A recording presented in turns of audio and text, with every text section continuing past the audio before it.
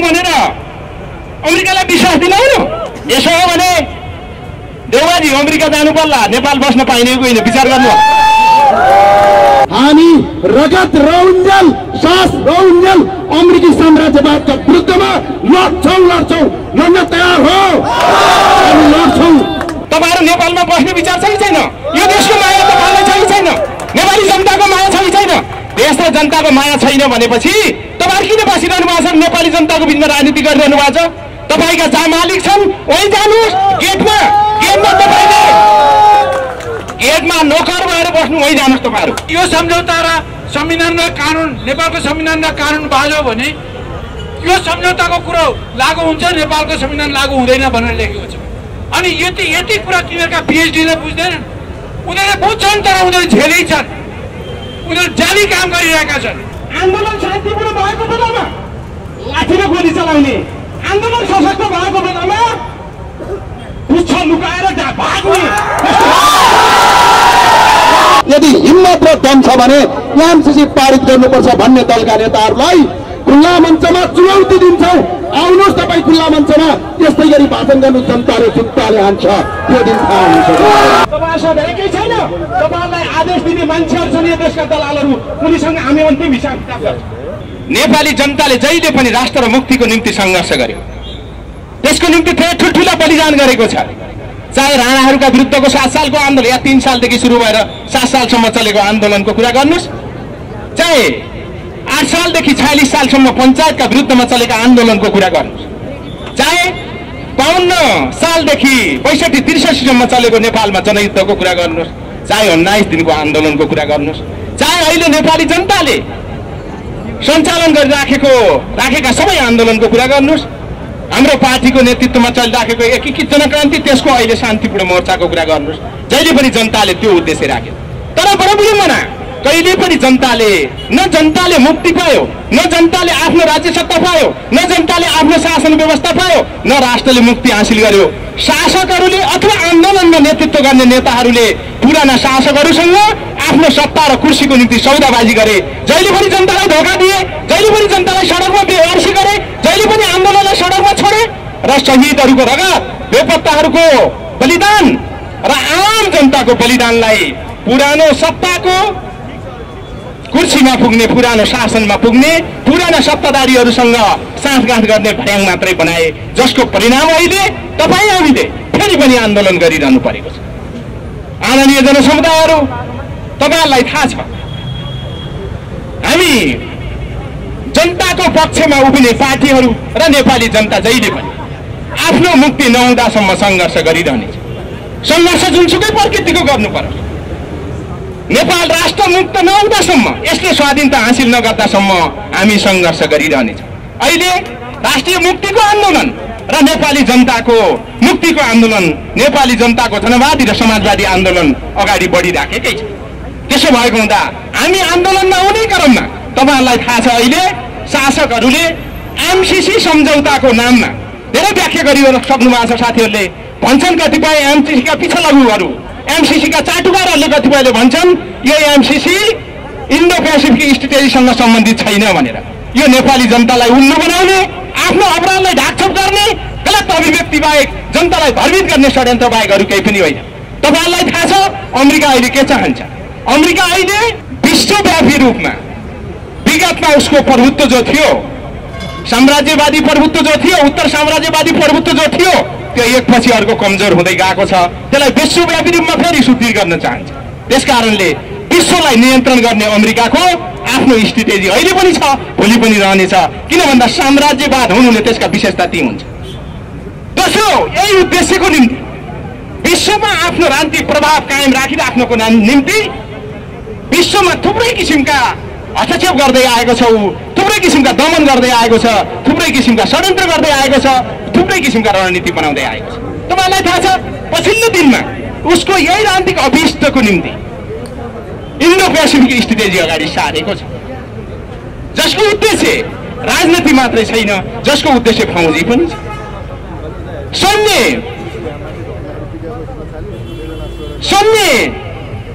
श्रेष्ठता कायम गर्नु पनि छ।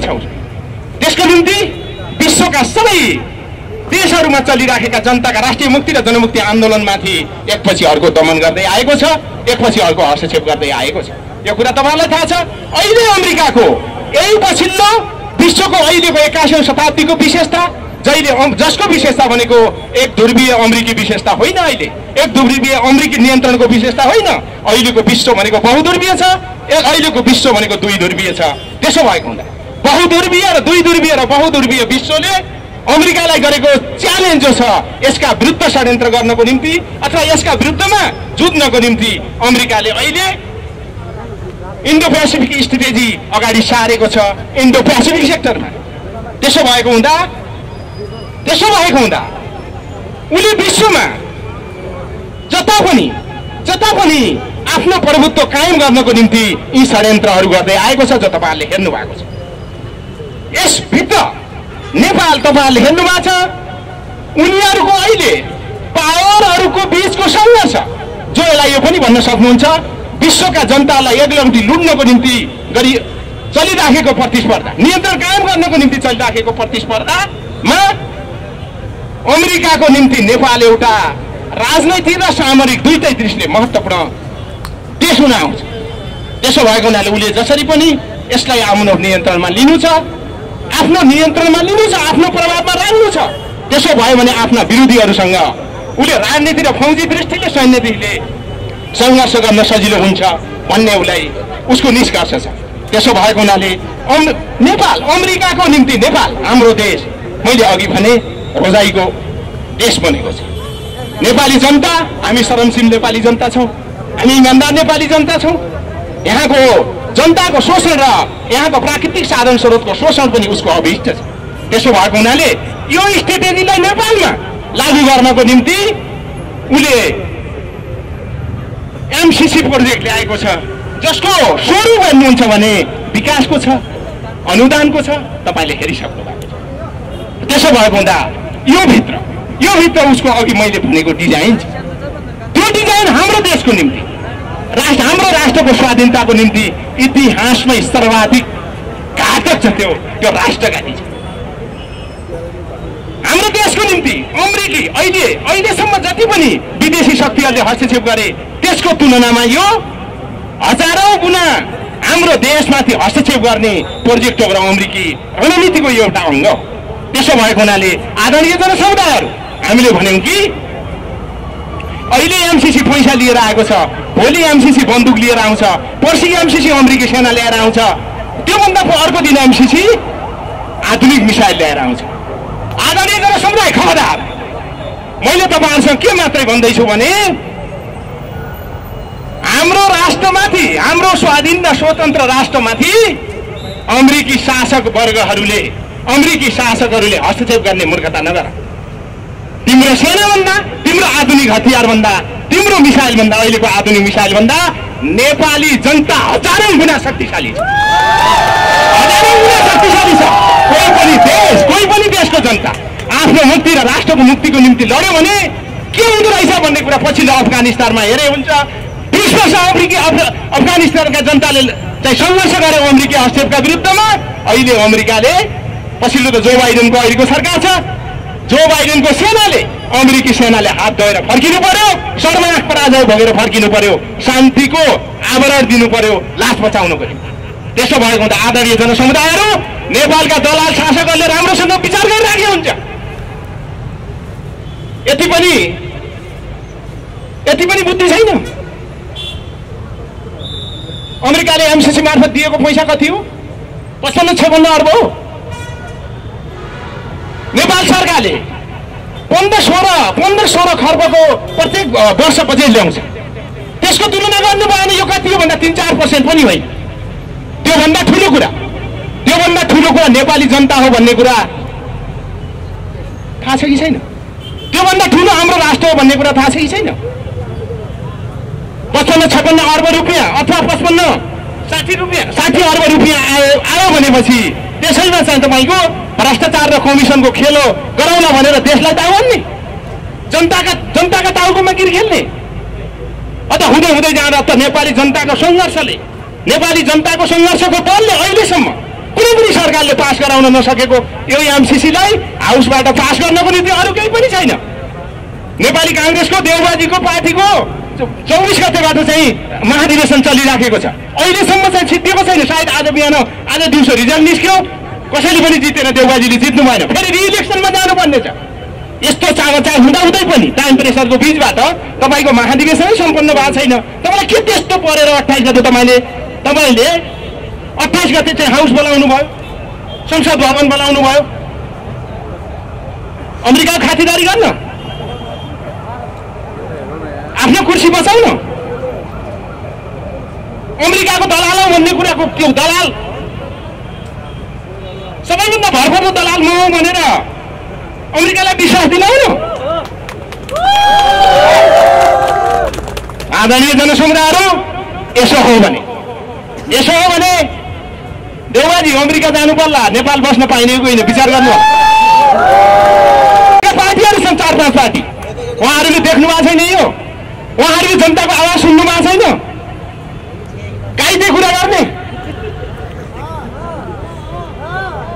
अन्त के भन्ने भन्दाखेरि राष्ट्रिय सहमति कायम गरेर पास गर्नुपर्छ भन्ने कसैले, संशोधन गरेर पास गर्नुपर्छ भन्ने कसैले गठबन्धनमा भएका, कसैले के भन्ने भन्नुहुन्छ भने यो एमसीसी त हाउसमा लिनै पर्दैन, लागू गरे हुन्छ भनेर भन्ने।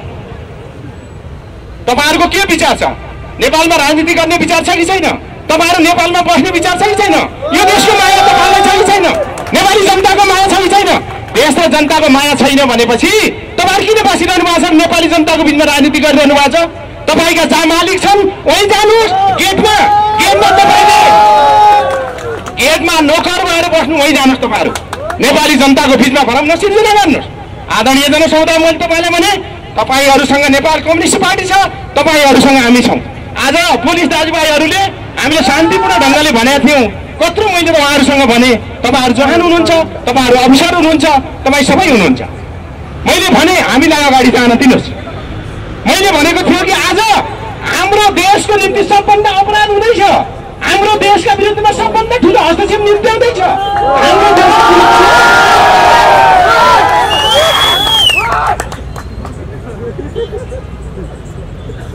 यो संसद भवनभित्र संसदको रूपमा बसेका मान्छेहरूलाई राष्ट्रघाती निर्णय गर्न लगाइँदैछ। यसो भएको हुनाले मैले भनेको थिएँ, हामीलाई एकपल्ट गेटमा गएर उहाँलाई खबरदारी गर्न दिनुहोस्। तपाईँहरू आज यो पास नगर्नु होला, तपाईँहरू आफ्नो विवेकको प्रयोग गर्नु होला। मेरो अहिले पनि के छ भन्नुहुन्छ भने आदरणीय जनसमुदायहरू, पुलिसका अफिसर र जवान तपाईँहरू अहिले पनि के छ भन्दा यो संसदभित्र भएका कोही राष्ट्रवादी तपाईँहरू मान्नेहरू हुनुहुन्छ भने, तपाईँहरू प्रगतिशील लोकतन्त्रवादी मान्ने हुनुहुन्छ भने, तपाईँहरू वामपन्थी क्रान्तिकारी मान्ने हुनुहुन्छ भने, जसरी आज हामीले नेपाली जनताले यसका विरुद्ध सङ्घर्ष गरिराखेको छ सडकमा, तपाईँहरूको पार्लियामेन्ट भवनभित्रबाट सङ्घर्ष गर्नुहोस्। हाम्रो साथ तपाईँहरूको रहनेछ। तपाईँहरू नेपाली आमाकै छोरा छन्, तपाईँहरू यो देशकै चाहिँ पहिलो जनता हो। तपाईँहरूलाई मैले धेरै रिक्वेस्ट गरेको थिएँ, मलाई लाग्थ्यो म तपाईँहरूलाई त्याग गर्न सक्छु। मैले शान्तिपूर्ण भनेको थिएँ। के कुरा गर्नु हुँदैन भन्दा आन्दोलन शान्तिपूर्ण भएको बेलामा लाठीमा गोली चलाउने, आन्दोलन सशक्त भएको बेलामा पुच्छ लुकाएर भाग्ने,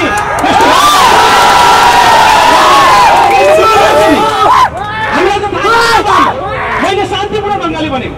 साँच्चै नेपाली जनताले आएर के गर्नुहुन्छ? तपाईँहरू कति हुनुहुन्छ? 90-95 हजार हो तपाईँहरू। हामीले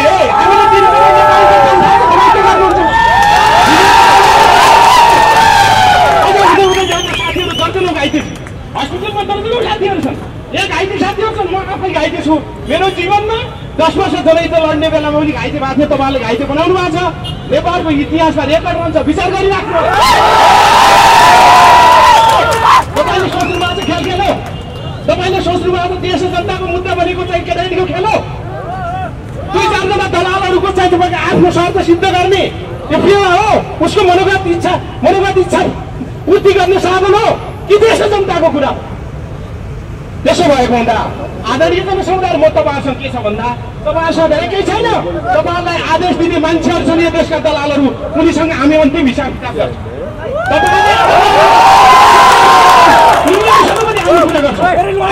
भोलि धेरै टाढाको छैन, एमसीसी आउँदैछ, त्योसँग लडाइँ पर्नेवाला नै छ। त्यो ब्याग भएन भने हामी जनता लिएर आउँछौँ। अमेरिकामा हाम्रो त पत्नी हुँदैछ, त्यही भएर तपाईँहरू कहाँ हुनुहुन्छ हेर्छौँ नि त हामी। हुनुहुन्छ तपाईँहरू कति लडाकु हुनुहुन्छ, तपाईँहरूलाई आदेश दिने मान्छे ती कमान्डर कति लडाकु छन् हेर्छौँ नि हामी त्यो बेला।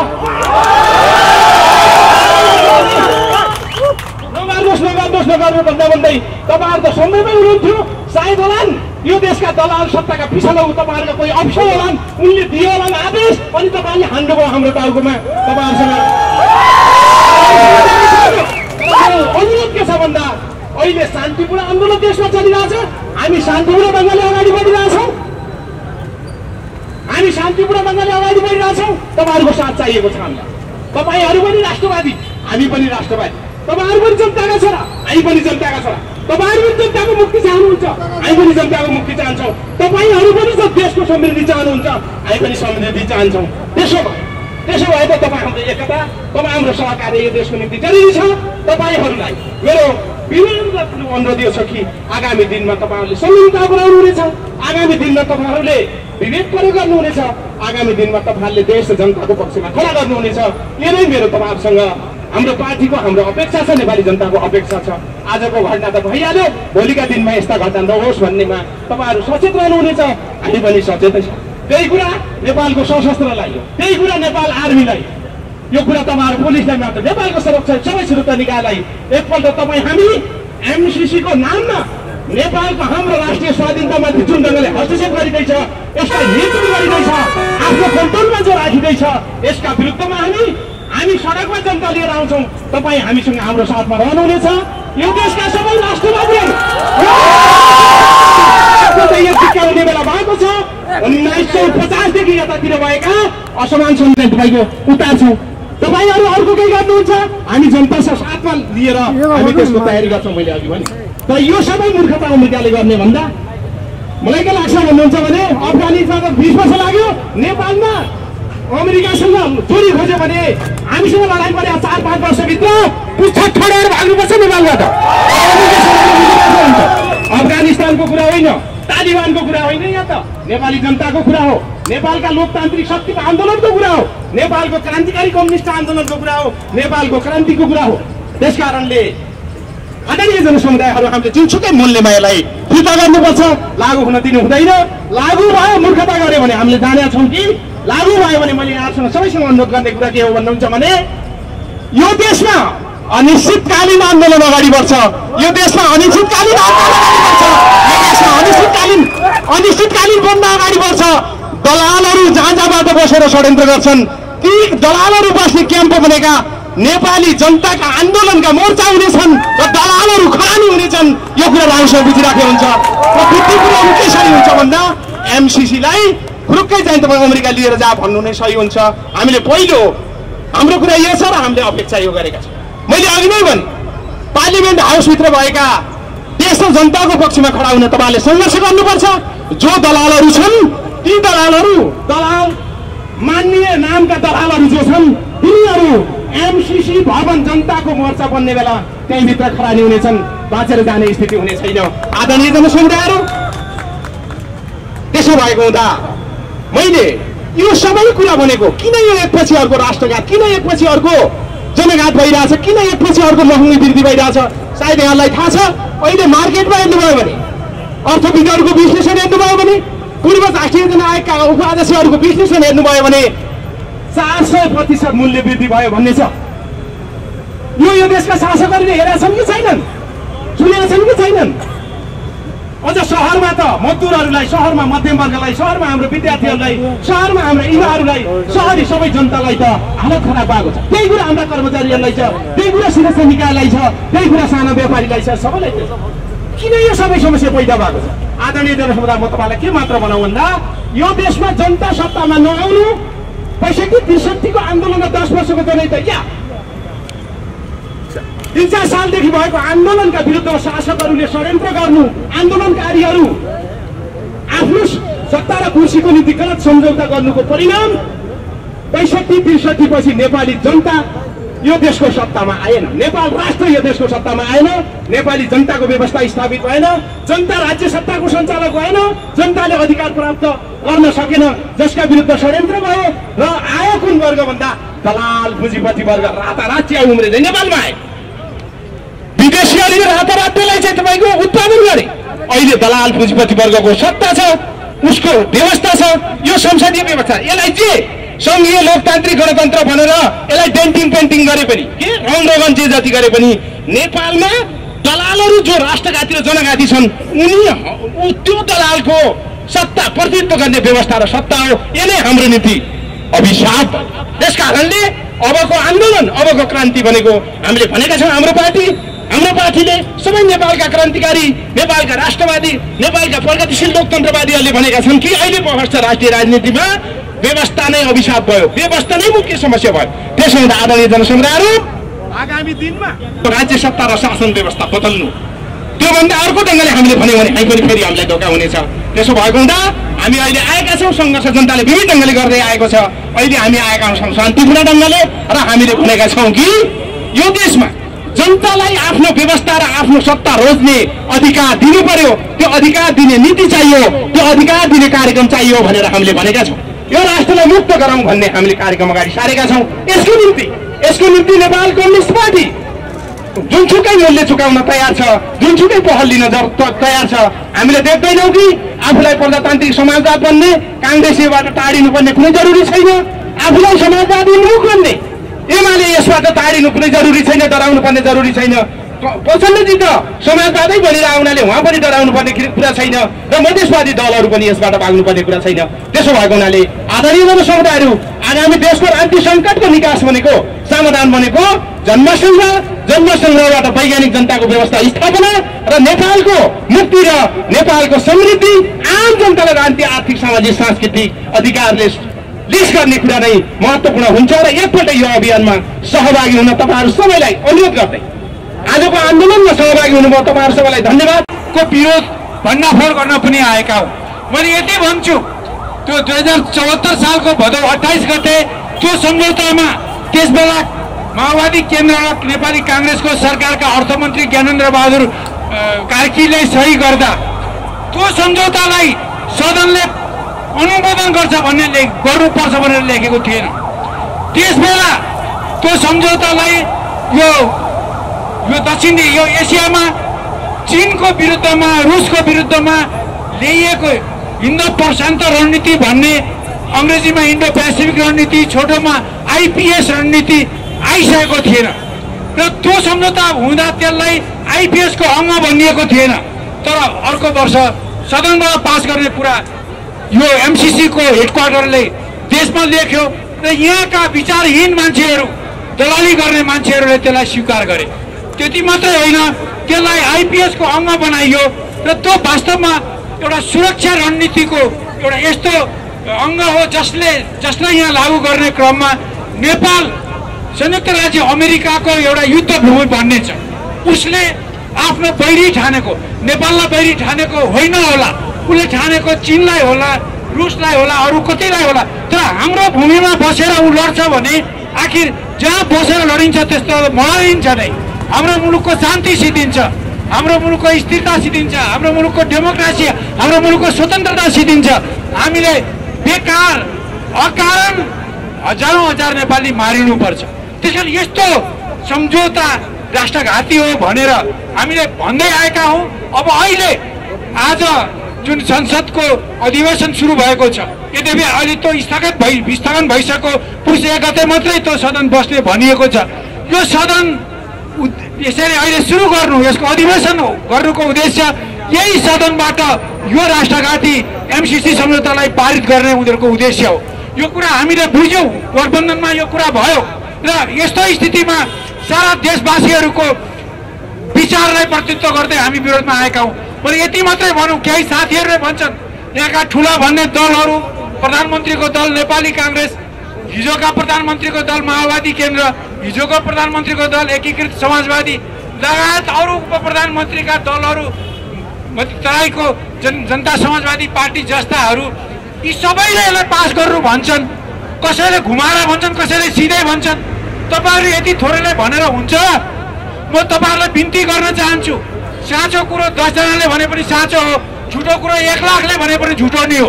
त्यसकारण आज जो यी धेरै मान्छेहरू उनीहरूको दृष्टिभङ्ग भएर उनीहरू नेपालप्रति उनीहरू समर्पित नभएकोले, नेपाली जनताप्रति समर्पित नभएकोले, यहाँको स्थिरता, यहाँको शान्ति, यहाँको विकासप्रति उनीहरूको प्रतिबद्ध नभएकोले नेपाललाई रण मैदान बनाउने विदेशीहरूको त्यो सम्झौतालाई उनीहरूले सही देखिरहेका छन्। यदि उनीहरूको दृष्टि ठिक हुन्थ्यो, उनीहरू नेपालमुखी हुन्थे, देशमुखी हुन्थे, शान्तिमुखी हुन्थे, विकासमुखी हुन्थ्यो भने यस्तो द्वन्द्वकारी सम्झौतालाई उनीहरूले सही हो भन्ने थिएन। त्यो उनीहरूले जाली कुरा गरिरहेका छन्। मैले अघि भने यहाँका यो अहिले रुलिङ पार्टी नेपाली काङ्ग्रेस गठबन्धनको पार्टी छ, त्यस पार्टीमा पिएचडी गर्ने धेरै मान्छेहरू छन्। उनीहरू अङ्ग्रेजीमै भाषण गर्छन्, अङ्ग्रेजीमा सपना देख्छन्। तर अङ्ग्रेजी र नेपालीमा आएको एमसिसी को सम्झौता पढेर एउटा अदना नेपालीले बुझ्न सक्छ कि यो सम्झौता र संविधान र कानुन, नेपालको संविधान र कानुन बाजो भने यो सम्झौताको कुरो लागू हुन्छ, नेपालको संविधान लागू हुँदैन भनेर लेखेको छ। अनि यति कुरा तिनीहरूका पिएचडीले बुझ्दैनन्। उनीहरूले बुझ्छन् तर उनीहरू झेलै छन्, उनीहरू जाली काम गरिरहेका छन्। त्यो पोस्टै लेखेको छ एमसिसीको 2टा जुन पूर्वाधारको प्रोजेक्टहरू छन्, हाइटेन्सन लाइन बनाउने, बाटो बनाउने, उनीहरूले नै दिएका ठेकेदारहरूले बनाउँदैछन् र उनीहरूले त्यो प्रोजेक्ट बनाउनको निम्ति उनीहरूले सामान ल्याउन पाउँछ। यो सम्झौतामा के लेखेको छ भने कन्टेनरमा ठुल्ठुला 8-10-15 पाङ्रे ट्रकले बोक्ने जुन कन्टेनर हुन्छन्, ती कन्टेनरमा के ल्याएको छ भनेर नेपाल सरकारले हेर्न पाउँदैन भनेर सम्झौतामा लेखेको छ। अनि त्यसमा उनीहरूले चम्पल गैँती ल्याउलान् कि स्टेन गन ल्याउलान्, AK-47 ल्याउलान्, मिजाइल ल्याउलान्। त्यसकारण हामीले भनिरहेका छौँ यस्तो भनौँ न, यस्तो उनीहरूलाई जाली काम गर्न दिने सम्झौतालाई संसदले अनुमोदन गरेर कानुन बनायौँ भने हामी उनीहरूका हतियारबाट भरिन्छौँ।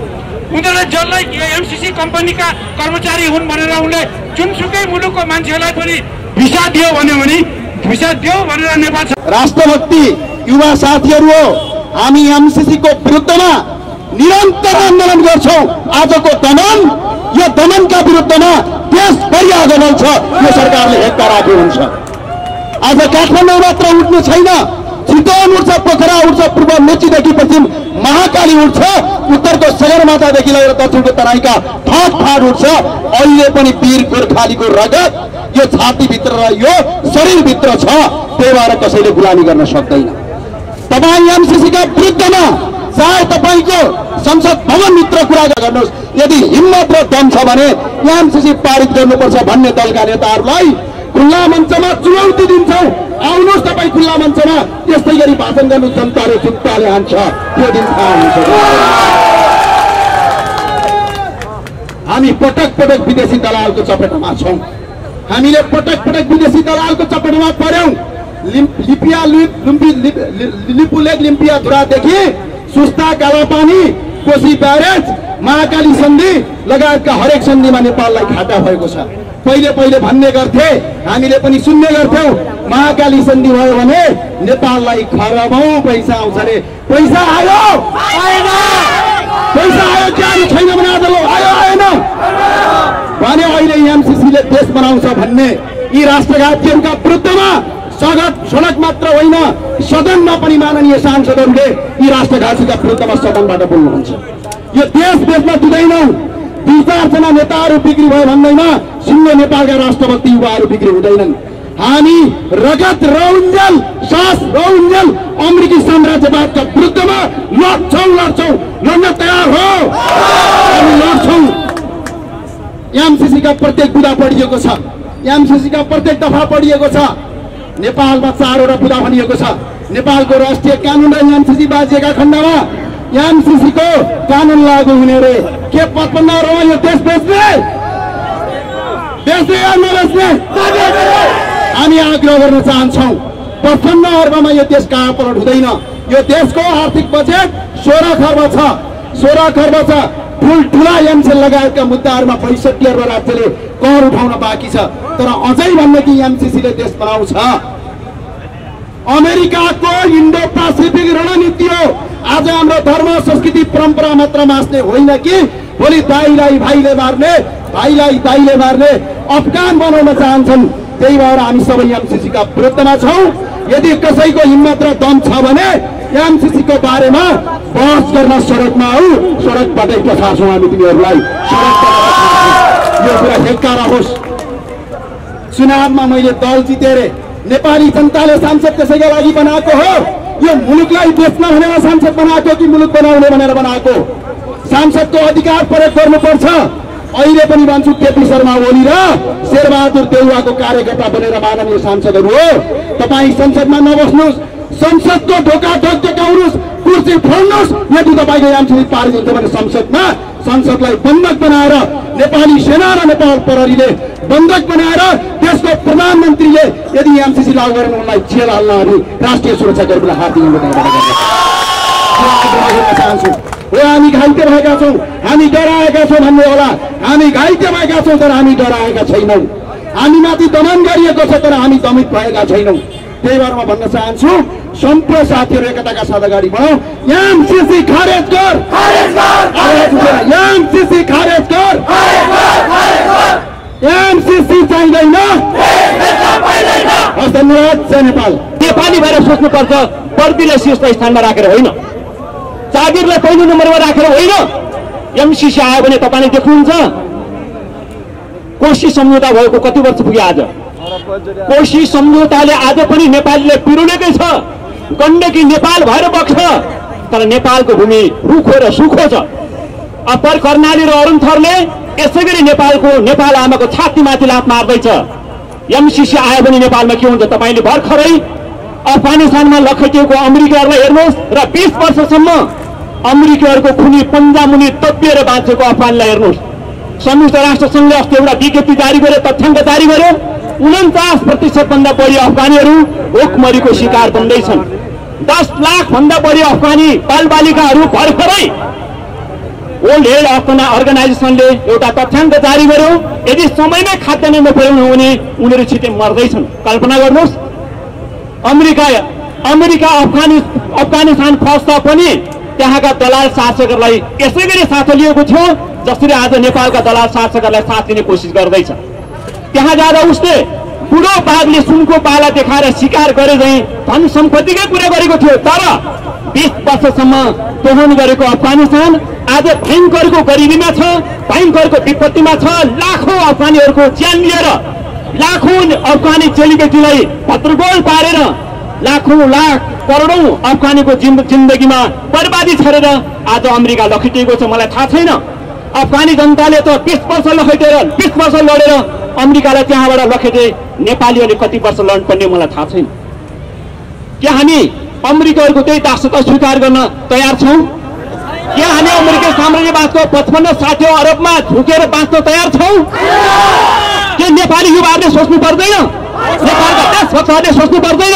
हामीलाई अस्वीकार्य छ अमेरिकन एमसीसी प्रोजेक्ट, हामीलाई अस्वीकार्य छ अमेरिकी दासता, हामीलाई अस्वीकार्य छ नेपालका दलाल शासकहरूको आत्मसमर्पणवादी चिन्तन। यसैले आज हामी विद्रोहको आवाज बोल्न यहाँ उभिएका छौँ र हामी यो कार्यक्रममा सबैजना सहभागी भएका छौँ। जो घाइते साथीहरू अहिले औषधि उपचार गर्दै हुनुहुन्छ हस्पिटलहरूमा, हामी उहाँहरूको शीघ्र स्वास्थ्य लाभको कामना गर्दछौँ।